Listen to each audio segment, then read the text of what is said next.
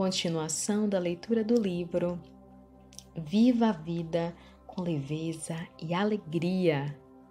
A autora Paula Gasparini. Continuação do conceito 5. Um espírito tem você. Você não tem um espírito. 3. O ego é 100% egoísta. Página 66. Eu gosto muito de contar diversos estudos de casos, onde tenho a chance de compartilhar casos reais e as causas inconscientes que levavam as pessoas a determinados comportamentos. Se isso te interessa, veja meus vídeos no canal do YouTube Paula Gasparini Beck. Diante desta ideia, concluímos que todos nós somos 100% egoístas em tudo o que fazemos o tempo todo. Quando eu digo, entre aspas, nós, entenda o ego, personagem, programado, não o espírito. O sistema do personagem não permite que ele faça nada que seja contrário ao próprio benefício. O espírito, ao viver a ilusão da história do personagem, pode escolher amar universalmente ou amar individualmente. Falaremos sobre isso mais tarde. Espírito. O espírito é uma, entre aspas, mexida da consciência una. A consciência una, ou a massinha mestre, numa determinada forma, é chamada de espírito. Entendam, quando a massinha mestre se, entre aspas, mexe e se transforma em triângulo, ou emana, ou cria, não podemos dizer que o triângulo é a massinha, e sim que a massinha é o triângulo. A massinha pode ser o triângulo, o quadrado e o círculo, mas eles, por si só, não correspondem à totalidade da massinha. O triângulo não existe por si só, ele é, entre aspas, criado a partir da massinha mestre. Imagine que você seja uma bolinha de massinha. Imagine que tira um pedaço de você e molda um triângulo. O triângulo é parte sua. Ele existe como decorrência de uma parte sua, entre aspas, mexida. Se esse pedaço de massinha que virou triângulo não tiver consciência de si mesmo, ele não existe para si. Porém, se você der a esse pedacinho de triângulo consciência e livre-arbítrio, ele se perceberá como triângulo. Dirá, abre aspas, eu sou um triângulo. Meu material é parecido com a massinha mestre, mas ele é a massinha mestre e eu sou o triângulo. Fecha aspas. A massa mestre não para de se mexer, entre aspas. Por isso, não param de aparecer novidades pelo universo afora. O fluido cósmico universal, que seria a consciência una mexida, ao se mexer, cria infinitas possibilidades de formas e estruturas. O espírito, em seu processo de conhecimento, estuda as infinitas possibilidades de perceber as formações desenvolvidas a partir do fluido cósmico universal e estuda também a grandeza da consciência una. Ele não estuda a coisa em si, ele estuda o, entre aspas, agrupamento daquele fluido. Estuda o comportamento do fluido. Vamos comparar esse processo do espírito com o processo de um estudo de um cientista. O cientista olha para um corpo humano. Ele não estuda o corpo humano em si, ele estuda a base que forma o corpo humano. Ele vai estudar a menor partícula que constitui esse corpo. O cientista vê corpo com os olhos materiais, mas sabe que o tijolinho que forma o corpo, se agrupado de forma diferente, forma a mesa, cadeira, etc. O cientista está ali estudando a base de formação da coisa e não a coisa em si. Da mesma forma, o espírito, no mundo espiritual, estuda as possibilidades de agrupamento do fluido cósmico universal. Então seria como se o espírito estivesse estudando a água, mas ele não vê água quando olha para a água. Ele vê um amontoado de fluido cósmico universal. Quanto mais estuda, mais o espírito aprende sobre isso. e ele também estuda a grandeza de Deus. Depois que ele estuda, vai colocar seus aprendizados à prova. Será que ele consegue transcender a ilusão do jogo material, não se identificando com a forma que a matéria é percebida pelo personagem? Isso seria sobre a coisa física. Será que ele conseguirá manter-se não identificado com a materialidade? O espírito pode conhecer tudo, mas deve reconhecer que só Deus sabe. E sobre a grandeza de Deus? Será que esse espírito que aprendeu que só Deus tem o poder de saber de todas as coisas, que só Deus é Deus e que tudo é amor, será que ele vai perceber a jornada do personagem a partir dessa consciência? Será que ele vai lembrar que assim como o fluido cósmico se desdobra em muitas formas, mas não perde a essência, o amor, também se desdobra em muitas faces, mas não deixa de ser amor? Será que o espírito vai passar na provinha de ver amor em tudo? Ou vai se identificar com os desdobramentos do amor quando aparece aos olhos do personagem como dor? Será que ao ver o fluido cósmico universal em uma bela flor, ele vai reconhecer a soberania de Deus? Mas ao ver o fluido cósmico universal em uma bomba destruidora, ele não verá Deus ali? Quando o espírito se conecta ao personagem humano para vivenciar uma história, quanto mais evoluído ele é, menos ele sente mal quando o personagem se sente mal, e menos ele se sente bem quando o personagem se sente bem. Quanto mais neutro é o espírito, mais evoluído ele é. Ele não se emociona, entre aspas, com as emoções do personagem. Ele não se envolve. Ele não acredita naquilo, não se suja, entre aspas, com a história do personagem. Por favor, entenda se suja como se ilude, ok? Vamos pensar que o espírito, quanto mais iludido com a materialidade, mais, entre aspas, sujo está. Independentemente de que tipo de identificação seja, ou com ser um ser maravilhoso, ou com ser um ser terrível. Estou aqui pensando em Jesus. Ele chamou Judas de amigo. Em Mateus 26:50, vemos esse trecho. Jesus já sabia que Judas o trairia, mas o chama de amigo. Racionalmente falando, isso faz algum sentido? Não. E por quê? Porque quando eu estou vendo traição com o peso humano dado a isso, eu não estou vendo traição como um desdobramento do amor. Quando Jesus olhou para o ato de Judas, ele via amor. Era necessário que ele fosse traído para que sua missão fosse cumprida. Jesus sabia que ninguém tinha o poder de fazer nada com ele que não cooperasse com o seu bem. Ora, se Judas está fazendo algo que o humano vê como mal, será que Jesus estava ali, vendo a cena com olhos humanos? Não. Mas será que ele não sentiu tudo o que eu e você sentiríamos? Sim. Então como pode? Jesus foi o criador do Open, minha gente.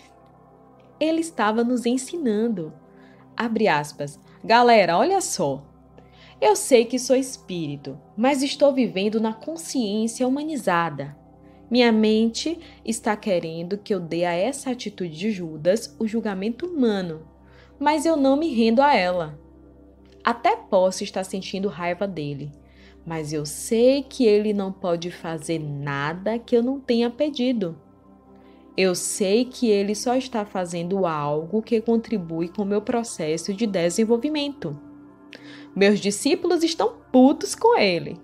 Meus discípulos querem que eu veja essa situação com olhos humanos, mas eu não admito isso. Eu vejo amor em tudo. Judas está me amando ao se comportar assim, e meus discípulos também estão me amando ao tentarem me socorrer. Não bastava lutar contra a dor da, entre aspas, traição. Também tive que lutar contra o politicamente correto, que seria esse amor revoltado de meus discípulos. Enquanto você enxerga o ato de Judas como traição, eu vejo como fato que vejo. Um homem que me conhece e me ama, diz a quem procura onde estou, é isso que vejo.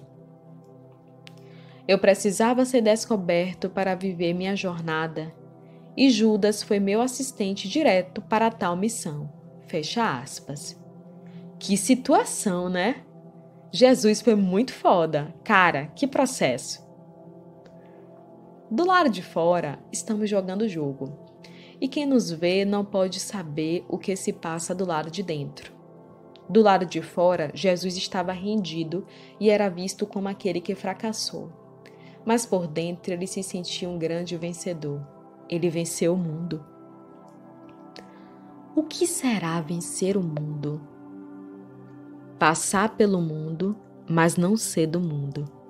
Se eu não sou do mundo, eu não me identifico pessoalmente com ele.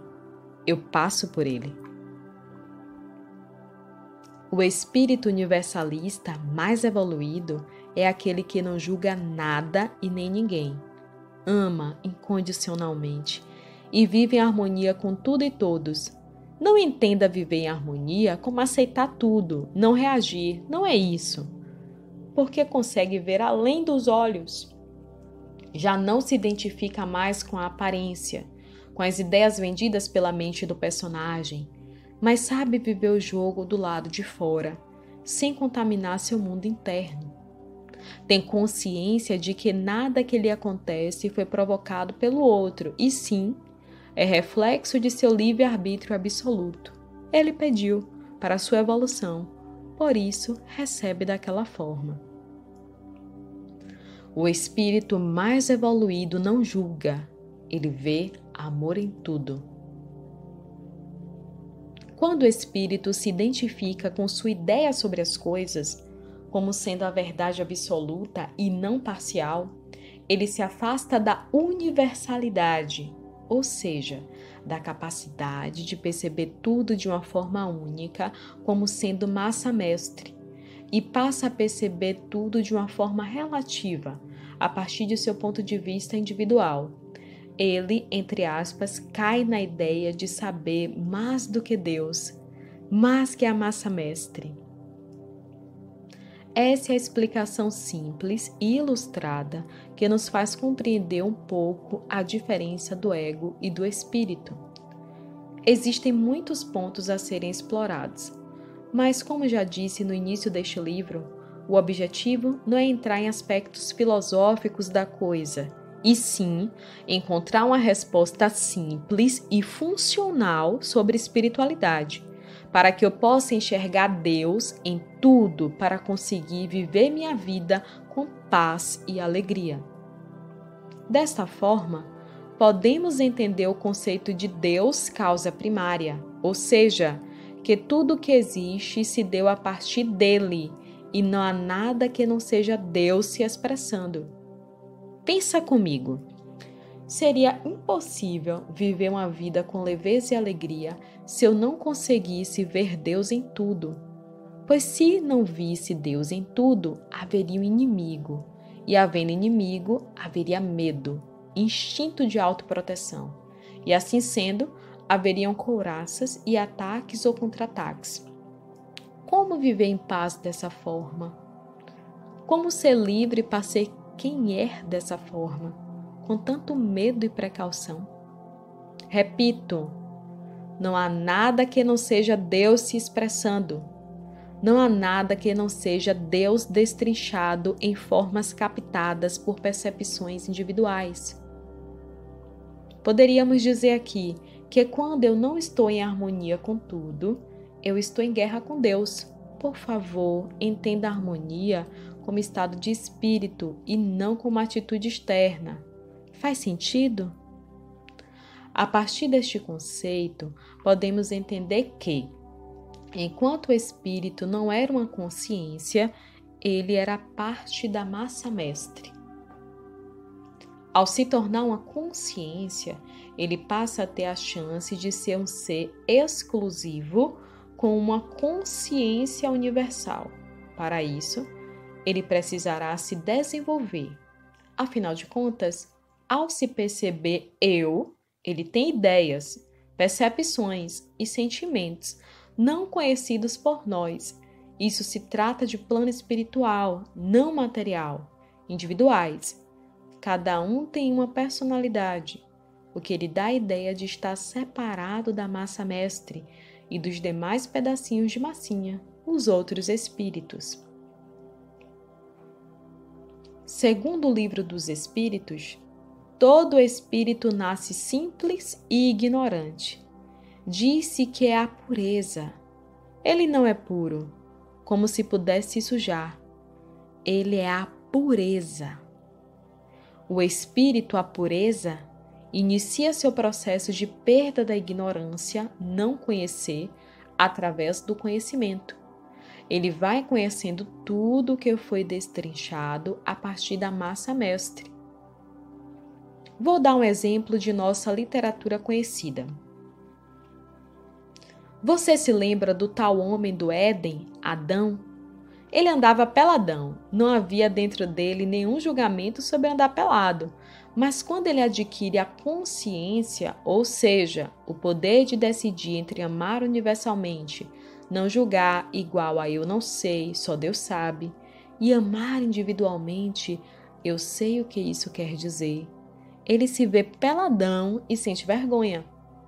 Quando ele percebe o poder de decidir entre o bem e o mal, ele se senta na cadeira de Deus e julga. Ora, mas ele andou pelado por anos e não se importou com isso. Deus não se importava com isso, porque Deus é a nudez. Deus é o Adão. Deus é o corpo. Deus é tudo. Mas quando Adão se rende ao eu sei, ele sente culpa, vergonha e medo. E observe, não é medo de Deus, é medo do que ele acha que Deus acha. Enquanto Adão só andava nu, sem pensar se isso era certo ou errado, sem criar uma lei, já dizia na Bíblia que o que cria o pecado é a lei, sem basear a decisão de Deus na sua, estava tudo certo. Mas quando ele achou que andar nu não pegava bem, ele quis ser, entre aspas, mais do que Deus e botar folhas. Em outras palavras, Deus, sacanagem, você me criar e me deixar nu, você errou, fecha aspas. Qualquer semelhança com as pessoas que querem melhorar o planeta, a si mesmas e os outros é mera coincidência. Abre aspas. Deus, você abandonou esse planeta. Deixa comigo que resolverei isso. Fecha aspas. Nós temos medo do que achamos que o outro vai achar.